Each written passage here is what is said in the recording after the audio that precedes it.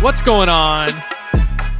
Welcome into another episode of the Fantasy Football Fellas podcast. Tyler and I are out here recording on Friday, October 7th, right at 5 p.m. Central Time. We are bringing you all of the latest and greatest fantasy football updates here on this fine Friday. Well, it'll be Saturday when you listen to this episode, but we're bringing you all the news. We're bringing you all of our starts of the week. We had a full episode here. I'm at Lucas Wenzel on Twitter, Tyler_Plath for Tyler. And then, hey, if you want to actually follow our main socials as well, FF Fellas on Twitter, the FF Fellas on Instagram, Fantasy Football Fellas, Facebook, YouTube, and the good old TikTok. Make sure you give us a follow over there too. We got so much more content coming out every single day on each of those sites. And also, we're on Sleeper. Yeah, I said it. We're on Sleeper. Yeah. Their new video widget. If you when you open the right hand of the page and you have all of your trades, your waiver ads, who's available, the weekly leaders, everything of the sorts, there's a widget at the bottom of the screen. It's a video widget. If you tap on it, you can find all of our new videos in there as well. So if you're playing in your fantasy leagues over on Sleeper, make sure you check that out as well. Oh, and one thing I forgot, then I'm done with plugs. This is a long plug. I'm sorry. Thanks for bearing with me. If you want to join a community of league winners, head over to our Chalkboard. We're answering questions. We're giving trade advice. We're doing waiver wire questions. Starts and sits will be posted over there as well. Everything of the sorts. Doing some prop bets over there as well. Tyler always drops the prop over there. So make sure you go check that out. Join our Chalkboard. Link is down in the description of the audio podcast or YouTube video you are watching. As I said earlier, Ty, we got a ton to cover today. You can say hello to the people now. I give you permission. Howdy, people. That's what we went with howdy. Howdy. Howdy. Howdy. Howdy. Just so you know, Tyler's here and exists. We had a full slate. Starts of the week. Some news updates. I really want to skip the next segment, though. We can. I don't see why not. Thursday Night Football recap. Might be the worst Thursday Night Football game I have ever seen in my lifetime. Might have been the worst football game I've ever seen in my lifetime. Colts beat the Broncos 12-9. Not a single touchdown was scored. I worked. I work on Thursdays until 6:30. I normally don't get back to my house until about like 7:30 or so Central Time. And I literally opened up my phone because I got home and I had a few other things I needed to take care of. It was like 8 o'clock, 8:15. I checked my phone and the score is 6-9. Nice. But like, come on. I was beside myself. I saw that and I'm like, you've got to be kidding. I thought the Broncos were back. I felt it in my bones last week. Russell Wilson was going to have himself a week. And you want to know what he did? He finished as a top 3 quarterback on the week. But the Broncos suck. They're terrible. And we have to watch them on primetime again next week. I'm sorry if I'm maxing out my mic right now. I don't want to watch them on Monday Night Football. NFL, change it, please. Do something. I can't watch this team on primetime anymore. Man. Oh, no. I don't want to talk about this. There's nothing. Deion Jackson. Shout out to Deion Jackson. Was he the highest scorer? I think he was. I should double check that. At least he did something. I got it right here. No, he wasn't. You want to know who was the top scorer last night? Alec Pierce. No, Chase McLaughlin. No, Chase. The kickers. 17 fantasy points. Melvin Gordon had 11.8. Alec Pierce with 11.1. Deion Jackson with 11 point. I mean, you have got to be kidding me. Oh, I am sick. I can't believe we had to witness that football game last night. Can we move on? I don't even want to ask questions. I don't even want to ask what your takeaway was. The takeaway was that the Broncos suck. And the Colts suck too. Yeah, the Colts should be thankful that they did not lose this game because in reality, this game should have ended in a tie. Yep. And For all the questions that we can ask of Nathaniel Hackett, Oh gosh. I'll say it. I don't think Russ is playing like a top 20 quarterback at the moment. No, he's not. He's not. And he's There are being 20 paid other like, quarterbacks I would rather play over him right now on my team. Not for fantasy, like NFL wise. He's playing awful. and everyone makes a big deal about the price tag. And coming from Minnesota fans, because we've heard about Kirk for years now. That contract is worse than Kirk's as of right now in this very moment. He is a top 5 paid quarterback in the league. And you're going to tell me that Kirk's contract is worse? Give me a flipping break. Russell Wilson should be nowhere near this amount of money. I'm just disgusted. We're moving on. I don't want to discuss this game anymore. And longest 5-minute intro of my lifetime. To avoid talking about this game any further, let's move on. Let's just move on. We're just gonna move on to news and notes powered by our friends over at Sleeper. It's where Tyler, you and I play pretty much all of our fantasy football leagues. #1 fantasy football platform in the world. You can join over 4 million people over on Sleeper by using the link down in the description of the YouTube video or audio podcast you are listening to. Frank Reich, after I should have just said this before moving on to the notes. Now we have to talk about the Colts again. Frank Reich, optimistic that Jonathan Taylor will be back in week 6. I need to see practice reports next week. It's too early for me to even have an opinion on this. Opinion on this, though, Keenan Allen ruled out for his 4th straight game. Hamstring is still bothering him. Mike Will to the moon this week. Give me everything Mike Williams this week. I'm going to call it right now. 25 points this week. At least 25 plus for Mike Will this week. That's my bold take of the week. 15 plus from Josh Palmer. That's my bold take. Well, there we go. I think this Browns Chargers game could be sneaky high scoring this week. What's the over under for that game? I don't have it off the top of my head. Did you talk about it in yesterday's episode? I can refer back to the notes on it. 47.5. I would bet that goes over. That may have changed though, because that's what Vegas does. Right. Oh my gosh. What's the line at now? 47. Oh, well, I'm still taking the over on it. Yep. Over. So yes, you're firing up Mike Williams. I think Josh Palmer becomes a super interesting flex play this week. Kyle Pitts ruled out for week 5 against Tampa, struggling with a hamstring here. And just playing in general. Can I say this though? I think if you have Kyle Pitts, this helps you. I think this helps you. Yeah, it gets the stink away for at least one more week. Right. You can go sell him now because people will forget how bad he stunk for a week, for like 3 out of 4 of the first weeks, and then people are gonna be like, maybe he makes a comeback now after his injury, which should work backwards, but people will think that way because he's an elite level talent, Yeah, I mean he is. There's no denying it. He's an elite level talent, but when you don't have a quarterback who can feed you the football, that's kind of an issue. And he's a top 18 tight end, so Sorry. Michael Thomas. Michael Thomas ruled out for Sunday. Still struggling with his toe. I want to play a game. Oh, no. Not a name game. Yay. Not a name game. How long do you think Michael Thomas is out? Like, does he come back next week? Do you think, like let's place odds. Odds that Michael Thomas misses at least 3 more games. At least 3 more games? Yes. Because when it was like he's struggling with the foot. It's like, yeah, you need your foot to play, but like nobody was telling you how bad it actually was, and then he just misses all of last season. Yeah, that's true. You know what I mean? Like we get these cryptic injury updates with Michael Thomas, and we never actually learn how severe they are. I'll give it like a 30% chance that he misses the next 3 games, but if he misses next week's game, if he misses next week, I'm terrified. Like 70. I'm terrified.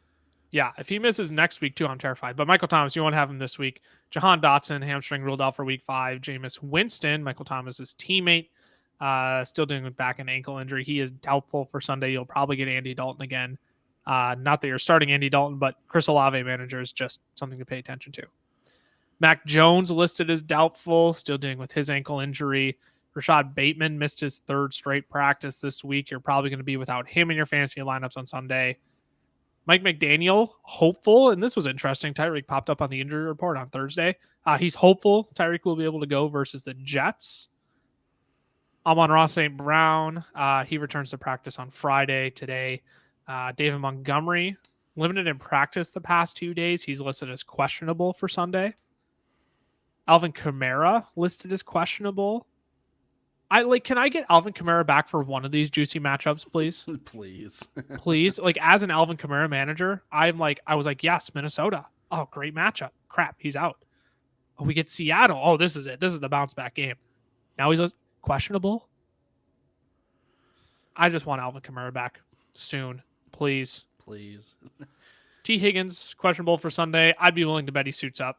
It seems like he's been dealing with kind of these nagging injuries for the past few weeks here. I'd bet he plays. I have him as a top 12 option against Baltimore this week.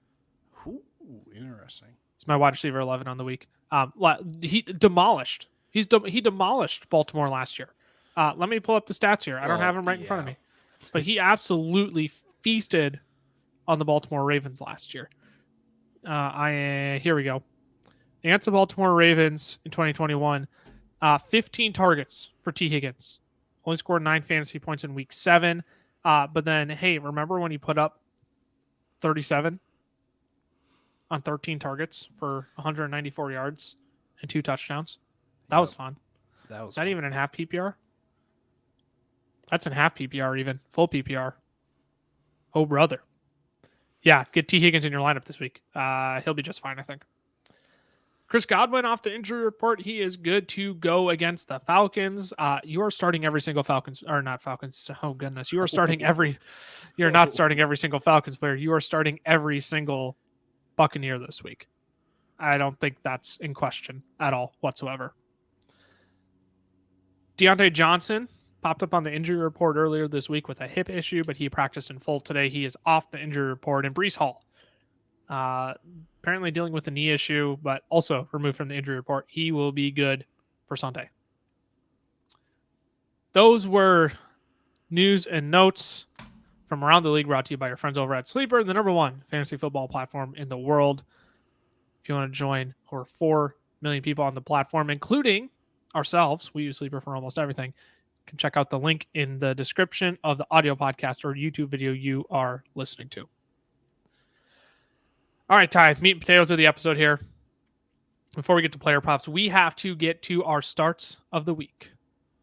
This is a fun one. This is going to be a lot of fun this week. I love all of our starts this week. I question your wide receiver one, but we'll talk about that when we get there. I'm just shocked you put him down. That's what I should say. I'm shocked you put your wide receiver one down.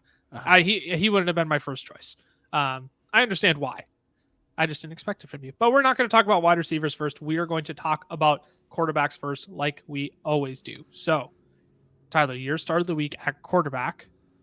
Have you had this guy as your start of the week before? I believe you have. I don't know if it was last week, but I've had him as a start before. Yeah. Trevor Lawrence. Yes, he had 5 turnovers against Philadelphia last week. Yeah, it wasn't good. That wasn't good. But here's the thing. Why is no one talking about the fact that Philly and Jacksonville were playing in a monsoon of their own? Yeah, that's true. You really couldn't tell on television. Like, you couldn't tell from like the broadcast angle, really.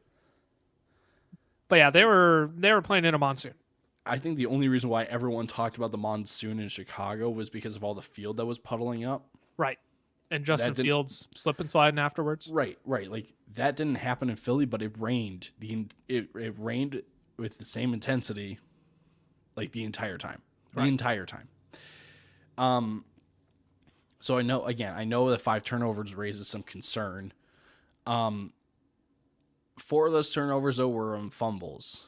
And I'm willing to kind of give a pass because, again, you're in a monsoon. Sure, you can protect the ball a little bit better. But you're not fumbling 4 times when you're playing Houston this week in Jacksonville. Houston. Before the monsoon game in Philly, he was a quarterback 10, so he was a quarterback 1. This game bumped him down to 15, and that's just how quarterbacks in fantasy football work. Is that if you only have 2 points a week, there are other quarterbacks who are going to get 14 points, and sure enough, they will overtake you. That's just quarterbacking in fantasy football. And Houston presents an interesting matchup because a lot of people look at Houston's pass defense and they say like, yeah, well, it's pretty decent until you realize like who they've played so far this year. Yep.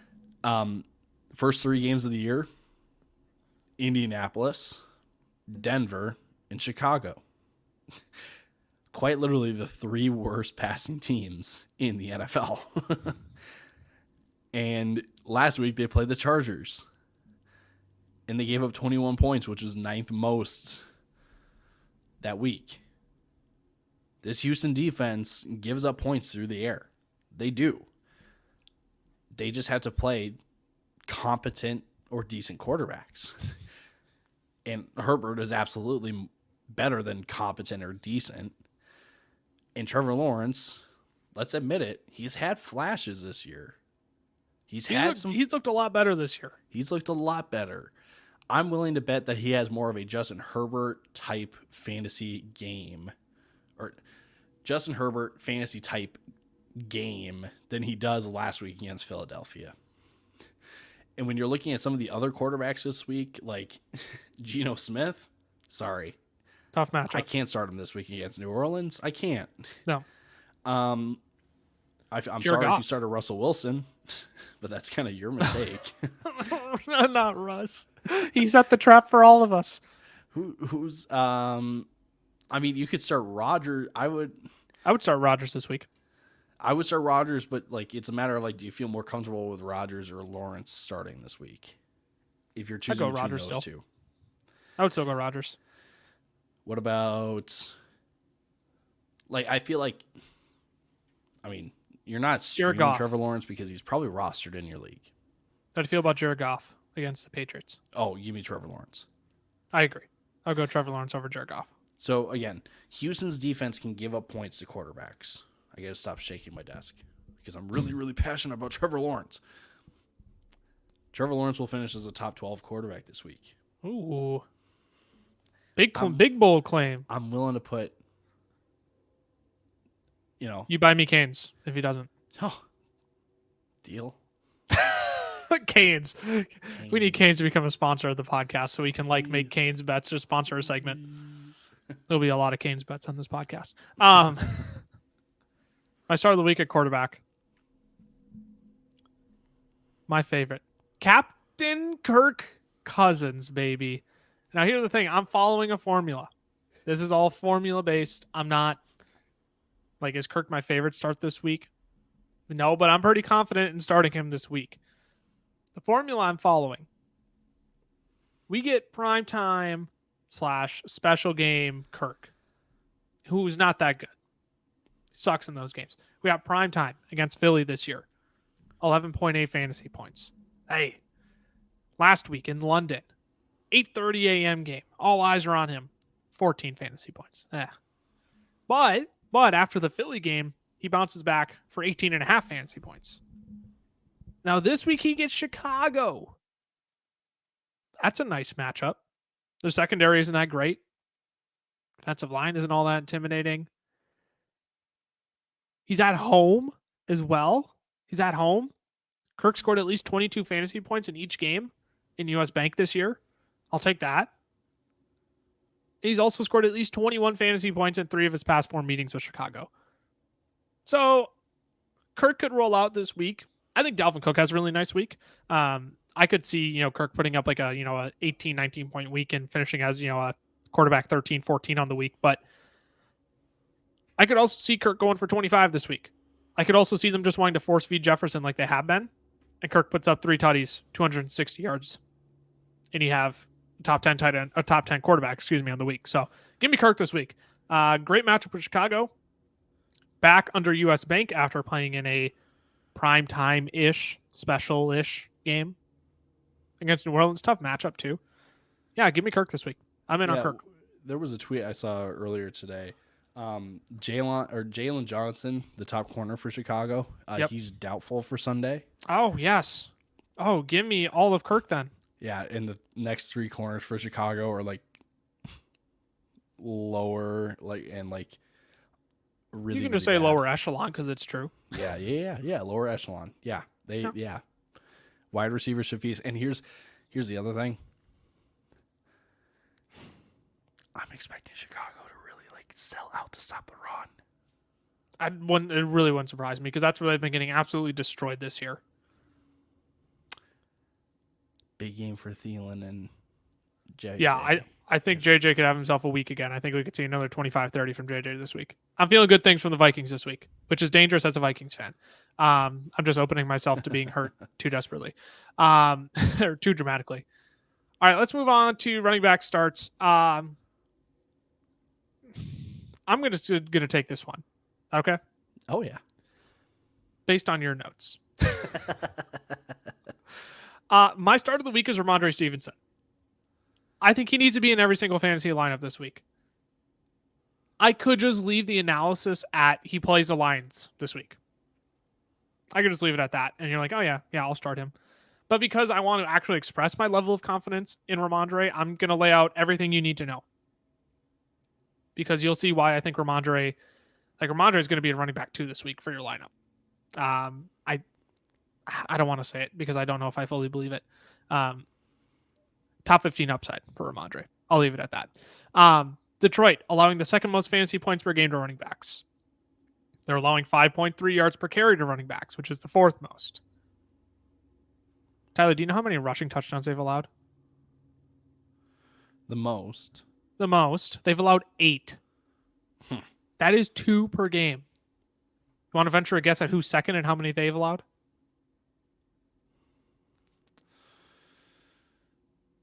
No, because I don't know. The Houston Texans, they've allowed the second most. They've only allowed, I shouldn't say only, they've allowed 5 rushing touchdowns. So Detroit has allowed nearly double of what everyone else in the league has averaged. Third is 4. And I believe it's only 3 teams have allowed 4 rushing touchdowns. Detroit is not good against the run. And you want to know what the Patriots really like to do? And they'll likely be without Mac Jones this week. They're going to run the crap out of the football. They're going to pound and ground on the Lions, and they're just going to run the crap out of the football. Ramondre's also he's also been on fire the past 2 weeks. He's been the running back 14 in PPR formats. He's totaled 31 fantasy points over that span. 8 receptions on 10 targets for 51 yards. I like your start of the week, Tyler. Damian Harris, same team. I like them both this week. I'm just going to take PPR upside with Ramondre. Lions run defense is putrid. If they've been allowing 2 rushing touchdowns a week, hey, I think Damian Harris and Ramondre can both find the end zone this week. I think they could both be top 20 plays, and you'll be satisfied. With that being said, your start of the week is Ty Montgomery. The other Patriots running back. No, it's Damian Harris as well, because exactly what you said. Yep.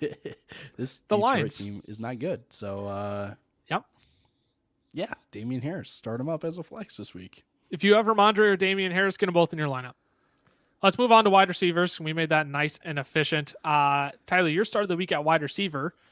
Again, I made this comment up top. It would not have been the first person I would have expected you to choose. I understand why you did. I did not expect it to be this player. Yeah, I thought about putting Thielen. I've gotten burned by Thielen before. Yeah. So, wasn't he your start of the week last week? 2 weeks ago, I think. Okay. It was the game before the Detroit game where he scored. Yes. That I said start Thielen. Wait, was it against Philly? No, I think I said start Thielen against Green Bay. And yeah, he didn't do jack squat. No, my start for wide receiver this week is Curtis Samuel. And it's not a name that you're just kind of like, oh, he's a lock. Oh yeah, definitely. Right. But like Curtis Samuel has been one of the more like efficient players this season, if I'm not mistaken. When it comes to fantasy, he has been. At least. Yep. As I'm pulling up the stats, where does he rank in points per game?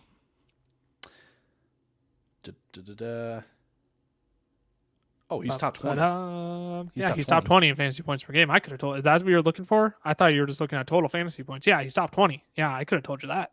Yeah, top 20. He's a wide receiver 16 overall this year. Yeah, he's been great. There's no Jahan Dotson in this game for Washington. So, I mean, this could have very well been Terry McLaurin, too, just because we don't talk about Terry on this podcast. There are two names we don't discuss. It's Terry McLaurin and Miles Sanders. Sorry. I didn't mean... Cleanse yourself. Yeah, I mean, anyways, back to Curtis Samuel. Real quick, 2-minute minor. Yeah, right. 2-minute minor. No, I said Curtis Samuel, though, just because Curtis Samuel has it feels like Curtis Samuel has like a Ramondre Stevenson vibe to him, where it's like no one's talking about this player, but they really should be. He's been pretty good. He's been pretty good. Yeah. Curtis Samuel, honestly, he's producing as the number one receiver in this offense. Yeah. He's out targeting he who shall not be named by 10 targets. Thanks for your sensitivity. Thank you. Yeah, like Curtis Samuel, like if he's not a lock at this point, like he should be. Yeah. Especially with no Jahan Dotson. He's going up against Tennessee, who who's been up and down with wide receivers, but they're currently down on wide receivers over the last 2 weeks. They are giving up the 8th most fantasy points to wide receiver and the 8th most receiving yards. They have to throw to somebody. It's not going to get done on the ground with Gibson and Brian Robinson. No, and if I'm not mistaken, too, like Tennessee against the run game, they've been pretty decent this year. Tennessee has allowed the second fewest points to running backs over the last 2 weeks. Yeah. So, like, and you know what Washington's run game is like currently with J.D. McKissick and Antonio Gibson. Give me Curtis Samuel. Give him. He's a wide receiver 2 this week for me. I do like Curtis Samuel a lot this week. Again, just not the guy I would have picked, but it all makes sense because you have no Jahan Dotson. You have Tennessee who's struggling against the secondary. You have a run game for the Commanders that's not going to get going against this Tennessee front. Yeah, fire up Curtis Samuel. I sneaky like Carson Wentz this week. Like, Yeah, if you need a Hail Mary streamer, he was great the first few weeks, but I sneaky like Carson Wentz this week. Yeah, I mean, if it wasn't Trevor Lawrence for my start, it would have been Carson Wentz. Yeah, I really like Carson Wentz as a potential streamer this week because he's probably on your waivers again now after his performances the past 2 weeks. My start of the week at wide receiver. All right, ladies and gentlemen, it's time to put this wide receiver back into your lineup. He was a bit scary coming into the season. We weren't sure what to do with him, but now he was back on the field on Sunday Night Football. Get Chris Godwin in your lineup this week. He put up 13 points against the Chiefs this past week, but he gets the Atlanta Falcons this week. And Tom Brady and the Tampa Bay Buccaneers have absolutely throttled the Atlanta Falcons in fantasy football since Tom Brady got to the Bucs. Last 5 games with against the Falcons going back to 2019 for Chris Godwin. You ready for this? 37 fantasy points. 12.6. 30.3. 16.2. 30.2. I'm 15 for Godwin this week. Easy. Hands down. And he'll probably give you more. I have all the utmost confidence in all of Tampa Bay's pass catchers this week, especially Chris Godwin. This is like the perfect get back on track game for Chris Godwin. And what's new? Atlanta is still bad against wide receivers. They're allowing the 7th most fantasy points to them this year, 10th most fantasy points to the slot specifically, where Chris Godwin lives. Give me Chris Godwin every day, twice on Sunday this week. I'm sneaky looking to trade for Chris Godwin in a lot of leagues right now. I think now's the time to go get him. Because people will see 13, they're like, well, I can get something for him. But I don't know if I want to hold on to a potential ticking time bomb when he's already missed time this year, right? Like, I think you can make a fair offer for Chris Godwin, and you get much more. Brandon Cooks or Chris Godwin? Chris Godwin. I'm trying to think of other low ceiling but high floor guys that you could go trade. for Chris Godwin. Wait, high floor, low ceiling? Yes. Yeah. Deontay Johnson. Chris Godwin. I'm terrified of Deontay. I had him as a sell high in our last episode. Yeah. I'm terrified of Deontay. Maybe it feels like Brandon Cooks is like the only guy that gives you a safe floor. Keenan Allen, but he's not healthy. He's not healthy. Yeah. You won't be able to get that deal done. Here's just a couple names. Christian Kirk or Chris Godwin. Oh, I'm gonna hold on to Christian Kirk. Health. That's the tiebreaker there. Hollywood or Chris Brown. Oh my goodness. Chris Godwin. I saw Marquise Brown and I just Chris Godwin or Hollywood Brown. Yes, and I'm moving past this because we're not. Oh, no. All I'm envisioning right now is like I really wish we had just had like a Chris Brown drop that I could just keep smashing right now, and it's just like Forever or like Kiss Kiss by Chris Brown just blasting in the background. This dude being a dude. Oh, Chris Godwin. Sorry. Who was it or Chris Godwin? I totally lost my. His last name is Brown. Hollywood Brown. Hollywood Brown or Chris Godwin. I think I'm gonna sell high on Hollywood. I think I'd go get Chris Brown. Drake, yeah. Oh boy. If you're on Spotify and you don't know what just happened, Lucas just took out the earbuds, threw them on the desk, and just walked off. And now he's back with what piece of information what did you just learn? Hollywood or Chris Godwin? I would take. That's a tough one. I think that's where my line is. I might go Chris Godwin over Hollywood. DK Metcalf or Chris Godwin? Chris Godwin. I would go sell high on DK. I like this offense has been great, but 2 great matchups the past 2 weeks. I'll go take advantage of that. Sorry, Cam. I mean, it's the truth, right? Like I'll go sell high on DK. I know they're getting him more involved, but like when you get Atlanta and Detroit in back-to-back weeks, that's what DK Metcalf is going to do. And a couple rookies to wrap it up. Drake London or Chris Godwin? Ooh, that's really tough. Because I really like Drake London. I'm gonna take the chance on Chris Godwin, and I say that really quietly. But 35% target share for Drake London. Can we talk about that? Leads the league in target share right now. 35%. So that's why that one's really tough for me. Yeah. I like if people are like, no, Drake London, like great. I think that's fine. Chris Olave or Chris Godwin? I'm going. Oh, brother. Oh, Chris. Yep. Battle of the Chris's. Chris. That's what I want. Good answer. I'm probably going to stick with Olave, though, as long as Michael Thomas is out. All right, let's move on. Let's wrap it up here. Tight end starts of the week. Tyler, you're going with another. You're matching names once again. Is this back-to-back weeks you've gone Tyler's as your start of the week? My tight end last week was Njoku, I think. That's right. Your tight end last week was Njoku, but the week prior, you were Tyler Conklin. So you like your Tylers. Because Tyler Higbee is my start this week. And yeah, it's just the name, honestly. That's it. Enough analysis. Mic drop. No. So Tyler Higbee is not really like by his doing by any means, right? Like he's catching passes, but again, based on what Sean McVay said about Allen Robinson, that a lot of the misfortune so far this year with Allen Robinson is due to defenses playing coverages that the Rams are not prepared for.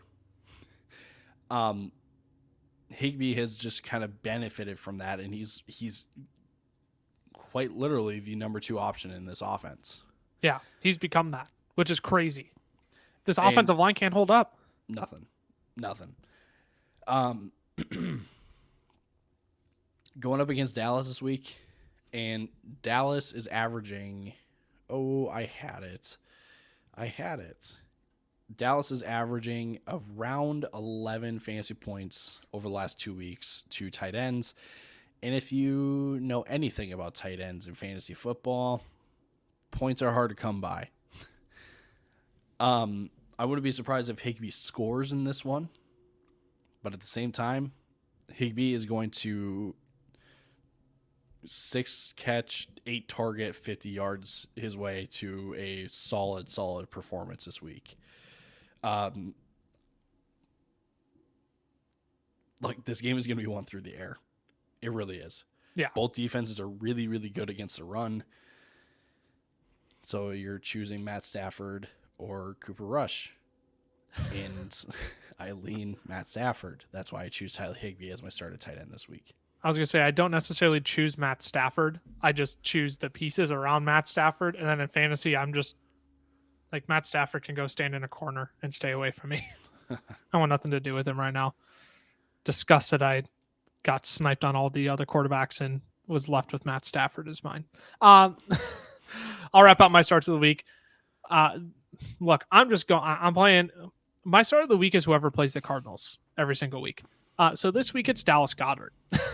And like, it's just a brilliant matchup. Okay. Dallas Goedert currently the tight end 9, but Cardinals are allowing the 4th most touchdowns, the 2nd most receptions, the 2nd most receiving yards, the most targets, and the most fantasy points to tight ends. Case in point, anybody against the Cardinals, whoever the tight end is playing the Cardinals on a given week, I'm starting them. So that's my case for Dallas Goedert. Fire him up this week. I think he's going to be great. Those were our starts of the week. Tyler with Trevor Lawrence, Damian Harris, Curtis Samuel, and Tyler Higbee. My starts were Kirk Cousins, Ramondre Stevenson, Chris Godwin, and Dallas Goedert. Tyler, let's wrap out this episode. In typical fashion, I enjoy this part of the episode because I just kind of get, like, this is your portion to host. Like, I've been hosting the rest of the episode. Now Tyler's like, I'm going to just run a masterclass on props here. And like flexing over there. Today's props brought to you by Underdog, our friends over at Underdog Fantasy. You can use the code down in the description of this video for an instant match on your first deposit up to $100. Use the promo code FELLAS over there. Love our friends over at Underdog. Great props. They got some great rival picks over there too. Those are a ton of fun. We get into those recently. You can do DFS drafts over there. Super fun. Ton of fun things over on Underdog. We're going to discuss some of their pick and props for today though. So Tyler, I'm going to let you take it away and just run a masterclass here. And I'll just give my 2 cents in between. So Lucas alluded to it earlier. Underdog has a very cool, I'll call it mode in pick'em formats that you can play higher or lower, right? Your traditional higher or lower, or you can play rivals where it pins 2 players against each other in a similar stat. So like the one I'm looking at right now that I won't ask you because it's just absolutely garbage to actually like talk about. The first rival that I see is Daniel Jones versus Aaron Rodgers in passing yards. And everyone will instantly say, well, yeah, Aaron Rodgers, duh. Here's the thing. One player gets a boost in their total. So Daniel Jones has a 45.5 yard boost to his total. So if Rodgers throws for 230 and Jones throws for 200, Jones wins because he then technically finishes with 245 based on the boost provided by Underdog. So we'll mix it up. I'll give you some higher or lower on the individual player, but then I'll also throw in a couple rivals.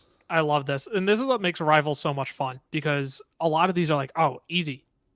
Smash them. But then there's always one every week that just trips you up. And I've loved getting to play rivals a little bit. So yeah, go ahead. I'll let you take the show here. So let's start with a couple individual player higher lower props. One that I love this week probably could have been like if it wasn't for Damian Harris being my starting running back this week, it would have been AJ Dillon. I like AJ Dillon this week. AJ Dillon's fantasy point line over on Underdog. Yep. 9.95 fantasy points. I'm taking the over. And the thing with Underdog, we've discussed other props in the past around fantasy points, and those have all been full PPR. Underdog is all half PPR. So we're talking 9.95 half PPR points for AJ Dillon. I'm taking the over on that. Because you want to know what that is? That's 30 yards, 40 yards, and a touchdown for AJ Dillon. I think he finds the end zone this week. His usage has still been great, too. It's averaging like 17 touches a game. He's just not finding the end zone. He's not getting the high value receiving work because it's all going to Aaron Jones, right? But the Giants, I think he stumbles into the end zone this week. Giants have been actually pretty stingy at the goal line against running backs, but I'm sorry. Like, if AJ Dillon could rip off a 40-yard touchdown run and get all those in one rush, I think. So, yeah, I'm taking the over there on AJ Dillon. Let's move on to... I assume you're going over on that as well? Yes. Oh, yeah, I'm going over on that. Yeah. Let's move to Buffalo versus Pittsburgh. Let's go look at the star player and none other than Josh Allen. Yep. One of his prop lines, 2.5 total touchdowns. Against Pittsburgh. I think I'm gonna take the over on that. That's a really tricky one though, because I've gotten burned on 2.5 by Josh Allen prior. But what was that? In what game? Who did they play before the Ravens? Remind me. Miami. Yeah, I went 2.5 in that game. I expected a high scoring game, and I think he went under there. Oh, sorry. I'm taking the over on that. If Vegas is giving 14 points to Pittsburgh, they are expecting Buffalo to that's just two put up touchdowns points. right there. Yeah. Right. And I don't think Singletary will get goal line. He'll get goal line work, but I think Josh Allen is more likely to vulture it. Yeah. I'm not going to ask you about this, but I think this is very interesting that Najee Harris, his fantasy point line is at 11.25. And Devin Singletary is at 12.95. I saw this. I did see this because, dude, if you're a Najee Harris manager, it's time to jump ship. When Underdog is giving you lines like that, it's time to jump ship. That's in half PPR. Justin Jefferson, because I think this is one of the more steals of the week. Fantasy point score line, 14.95 against Yeah, I'll Chicago. take the over. Half PPR. I'll still take the over on it, but that's something I'm more conscious of. Yep, half PPR. Remind yourself, but if Chicago sells out to stop the run, there's no way, no chance. There's one player I've kind of went after. There's just one player that I've just kind of tried to bring the consensus back down on, and that's Eddie Jackson. Because Eddie Jackson had one season where he led the league in interceptions, and everyone's like, "Oh, Eddie Jackson's a top 5 safety in the league." Nah, he's a bum. Okay, He's not. It doesn't matter.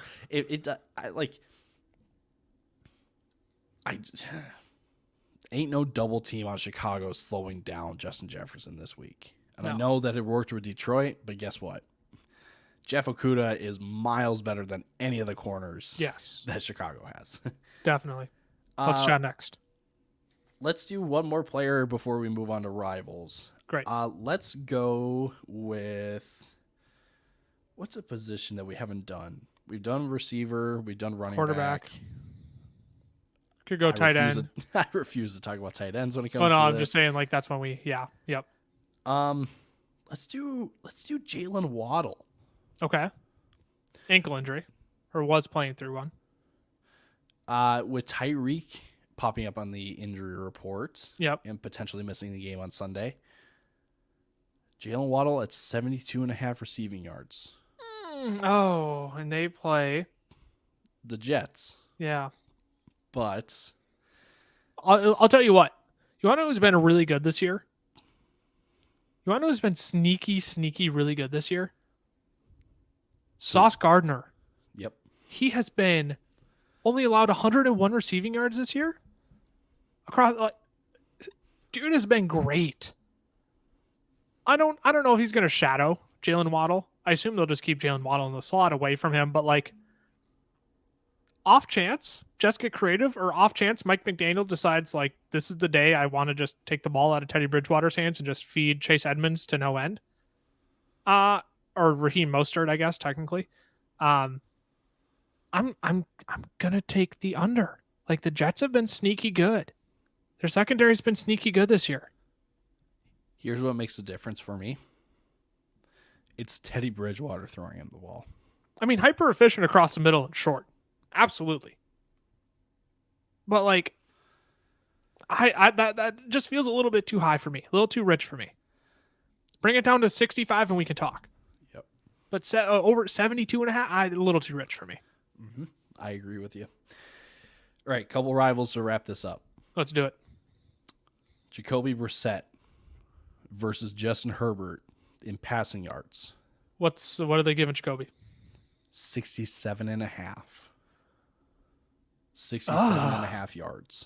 I think I'm going Herbert on that because I think they can get beat. The Chargers can get beat on the ground. So I think Cleveland could just rely heavy on the run game, and Justin Herbert's just hucking the ball to keep pace, right?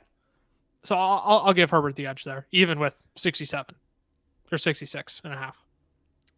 Herbert's individual passing line is at 276 and a half, and Brissett's is at 211 and a half. So that's pretty much right on the brink. They're right on the money. They're dead even. Yeah. One more for you. I feel like this one was also a gimme. Romeo Doubs versus Christian Watson in receiving yards. Oh yeah, Romeo Doubs. Well, what's the line? Christian Watson is getting 29 and a half yards. I would still take Romeo Doubs on that. Dobbs. Christian Watson just isn't getting involved enough yet. His touchdown he scored last week was on an end around handoff. It wasn't, a reception or anything, right? Like, yeah, give me Romeo Doubs all day on that against the Giants too. Yeah, please. Last one. Christian Kirk versus Brandon Cooks in receiving yards. They had a break even. Christian Kirk gets a 3.5 yard boost. Boost. Christian Kirk. That's a no-brainer. Yep. Yeah, so those are just some of the rivals. Those were some of the individual prop lines that you can find over on the Pick'em that's provided by Underdog. Underdog has I'm trying to remember what they called. I think they call it insurance. Yes. Yep. They have insurance where you don't need every leg in your parlay to hit. If you get 4 out of 5, 3 out of 4, 2 out of 3, you win. Yep. So yeah, go like Lucas said at the beginning of this, go check out Underdog. We love Underdog. If we're not doing stuff with Sleeper, it's literally with Underdog. It's literally with Underdog. We love our friends over at Underdog. We love them both. You can find the link to Underdog in the link you can find the link oh my goodness, Lucas, just take it away. I'm muting myself. You can go join Underdog Fantasy. Even come play against us for hosting some DFS drafts over there every once in a while as well. You can find the link to that down in the description of the audio podcast or YouTube video you are watching. 100% match on your first deposit as well with the promo code FELLAS, FELLAS. All right, Tyler, to wrap out here. Oh, what were you saying? Oh, I was just saying thanks for taking that. Yeah, cover it for you. Words can be hard sometimes. It's all right. You know how to run the prop show. I know how to run the promo. It's just they work hand in hand. See, there it is. Anything you want to add before we sign off?